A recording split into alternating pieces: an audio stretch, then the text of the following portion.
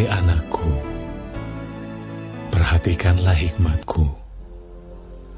Arahkanlah telingamu kepada kepandaian yang kuajarkan, supaya engkau berpegang pada kebijaksanaan dan bibirmu memelihara pengetahuan.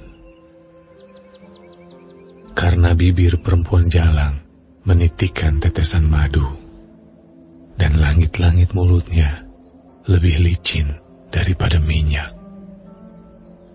Tetapi kemudian ia pahit seperti empedu dan tajam seperti pedang bermata dua. Kakinya turun menuju maut, langkahnya menuju dunia orang mati. Ia tidak menempuh jalan kehidupan.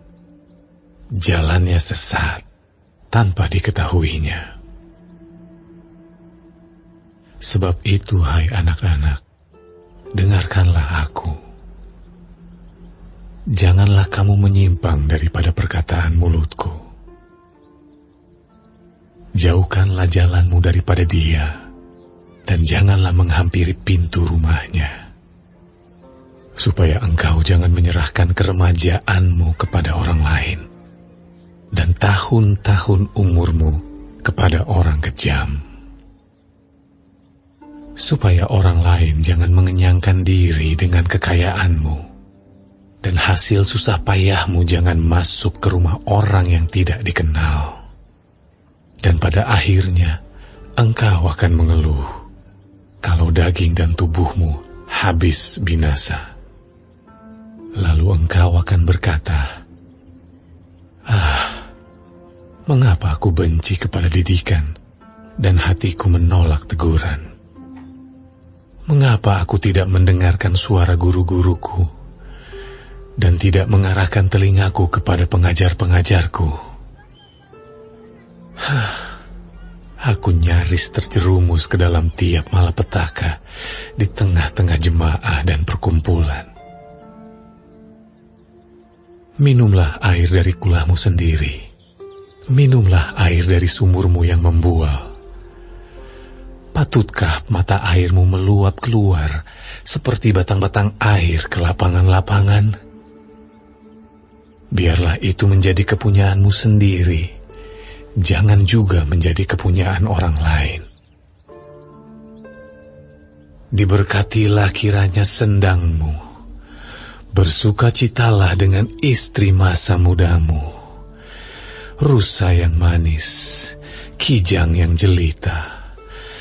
Biarlah buah dadanya selalu memuaskan engkau, dan engkau senantiasa berahi karena cintanya.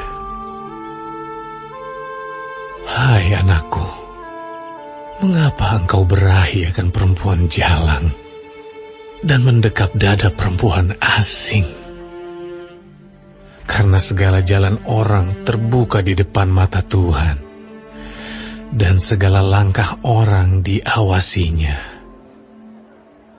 Orang fasik tertangkap dalam kejahatannya, dan terjerat dalam tali dosanya sendiri. Ia mati karena tidak menerima didikan, dan karena kebodohannya yang besar, ia tersesat.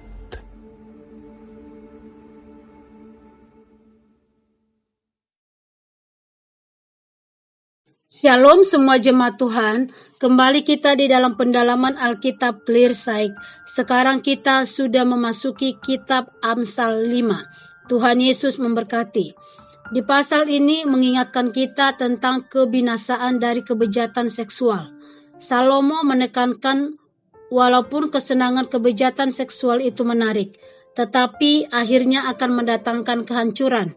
Setiap orang yang menyerah kepada kebejatan seksual akan menderita kehancuran, apakah pribadinya ataupun kehidupan rumah tangganya. Seks pranikah dan ketidaksetiaan terhadap ikatan pernikahan berdampak mematikan di dalam ayat 5 dan 11. Sesuatu yang dimulai dengan manisnya madu tapi berakhir dengan kepahitan di ayat 3.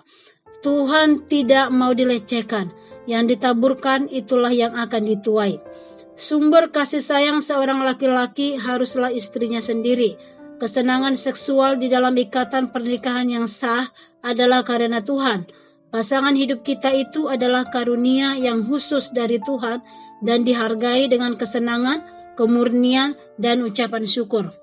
Satu alasan yang diberikan Amsal untuk menolak kedursilaan seksual ialah bahwa Tuhan melihat dan mengetahui semua perbuatan dosa kita dan akan menghakimi kita sesuai dengan itu. Dia akan segera menjadi saksi terhadap orang-orang berzina di dalam Maliaki 3 ayat 5. Karena semua kegiatan kita terbuka di depan mata Tuhan dan tidak seorang pun yang luput dari pandangan Tuhan. Pernikahan adalah suatu lembaga persekutuan yang disucikan oleh Tuhan. Pernikahan merupakan perwujudan janji setia di hadapan Tuhan. Melalui pernikahan kudus inilah agar persekutuan pernikahan itu tetap langgeng, harmonis, dan menciptakan kehidupan yang sejahtera. Jadi harus dijaga kemurniannya, harus diisi dengan cinta murni, saling berbagi, saling menguatkan lahir dan batin, dan kesatuan hati. Kiranya Tuhan menganugerahkan hikmat-Nya kepada kita untuk terus mampu membina keluarga yang kudus, yang takut akan Tuhan dan bahagia. Amin. Tuhan Yesus memberkati.